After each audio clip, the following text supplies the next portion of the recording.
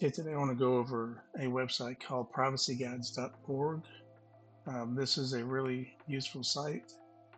Originally, it was privacytools.io, but that project was abandoned several years ago, and they forked that project, and now it is privacyguides.org.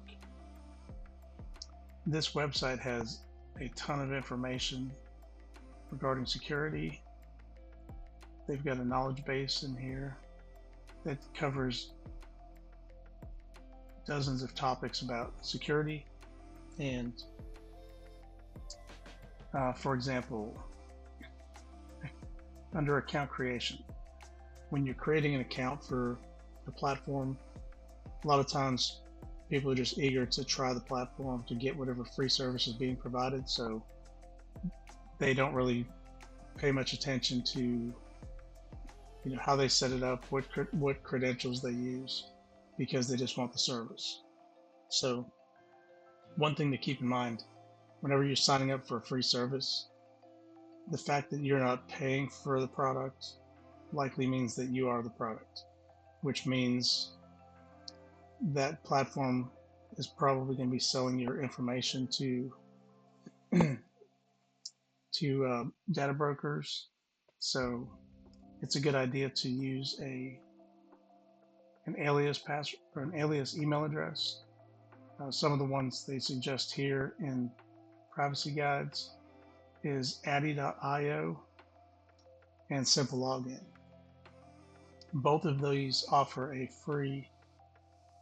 Addy.io is free up to 10 aliases, one real email address. So you can only send the email to one authentic email address. So, and then for simple login, they allow you 10 aliases also with one mailbox, which sends to your primary email address. So both of these are good free services. If you have a Proton Mail account that you pay for a pro plan, then simple login is actually part of Proton Mail. They were acquired a couple years ago. So going back to privacy guides, you can read through all of the knowledge base information. There's tons in here, like I said. They cover a lot of topics. Primarily, what I do when I go here is straight to the recommendations. So pretty much any tool that you use on a daily basis, you can find a secure alternative for in privacy guides. For example, cloud storage. They recommend not using Google. So something like Proton Drive or Tresorit are both secure alternatives to Google's free platform. And I have tried Tresorit in the past, but primarily I just use Proton Drive. They also have a new category called data removal services. Not too familiar with this, but they have a lot of options here. So it's definitely worth checking out. For email services, they recommend Proton and mailbox.org. So each of these categories has 2 to 3 primary recommendations. And all of the recommendations on this page, they've been audited independently, and if they don't comply with their criteria, then they will not be on this platform. So if there's a product that you use, you may want to periodically go back to this privacy guides and see if it's still on here. If for some reason it's no longer there, it could be that a better service came out, or it could be that they've done something in their terms of use or privacy policy that makes them no longer eligible to be on the site. So it'd be worth looking into. They do have lots of information. They've got options for pretty much any service that you could need on here. For an alternative to Google Photos is Photos, which I currently use. It works just like Google Photos. It pushes the photos from your phone to the cloud. So, and it's only like $2 a month. So it's pretty reasonable. I haven't used either of these other two, Stingle or Photo Prism. Not familiar with those at all. For VPNs, they recommend Proton, Mullvad, and IVPN. Proton is well known. Mullvad you may not have heard of. They've been around for several years, and they've been on the privacytools.io and privacy guides for the past several years. So they've been well vetted. And theirs runs like, I think it's like €5 a month for Mullvad.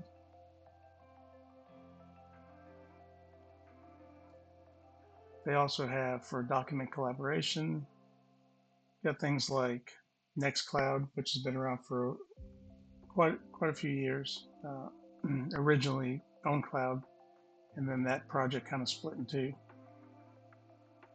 CryptPad is basically a cloud. It's just a cloud spreadsheet or cloud notepad that you can share links to and then collaborate with somebody on that. So it's all cloud-based, and it explains, what criteria they use to vet these different products.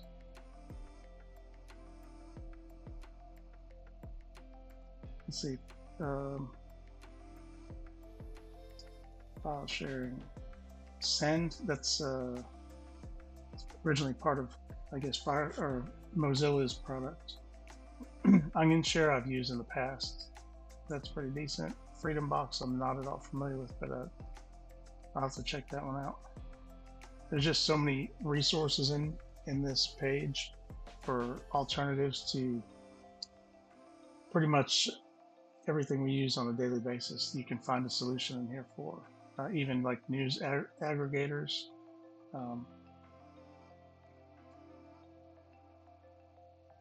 These are ones that are all security based, privacy based.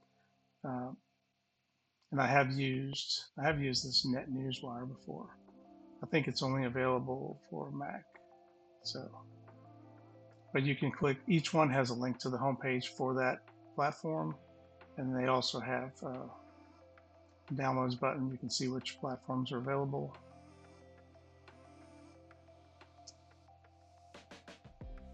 Let's look at Office suites. You've got LibreOffice, OnlyOffice. This is a good alternative. Save money instead of having Microsoft products. So if you know somebody who's starting up a small business or something and just looking to not have a bunch of upfront costs, a lot of these platforms are free and they provide good security and privacy. Password managers, the number one they recommend is Bitwarden, which is my favorite. Bitwarden is actually free, and it is free, but the pro account is the personal premium account is $10 a year, which is very reasonable. So you get to have set up emergency access for a family member to have access to your account if something were to happen to you. File attachments, integrated authenticator. You also have, you can set up an organization. So say for your family, and then you can move credentials to the organization so that other family members can access that as well. So for $10 a year, definitely worth it.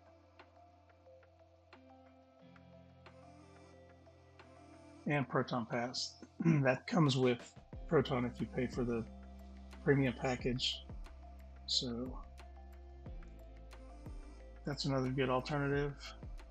And 1Password. I've never used 1Password. I know a lot of people like it, but I just never personally used that. You have things like Pastebins. Private Bin is a good one. It's similar to Pastebin.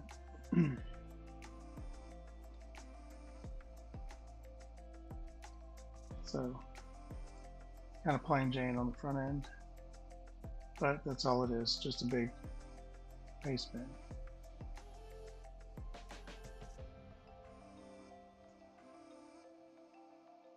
Multi-factor anti-auth, I'm not familiar with. I've never used that one. Haven't used this, whatever this is an Android-based one I've never used. Kind of surprised they don't have more on that there.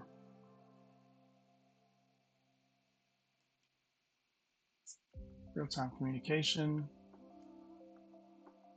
Obviously Signals, pretty much the most well-known probably. Not familiar with Molly at all. I am a little familiar with Simplex. So that's a good secure alternative. And that one doesn't, Simplex doesn't require phone numbers and stuff like that. It's just like end-to-end encrypted with no personal information. So that's a good one. And like I said, as you can see, there's so many things in here. DNS resolvers. They've got financial services as far as privacy.com. This website here is great. I've used this for the past probably 5 years.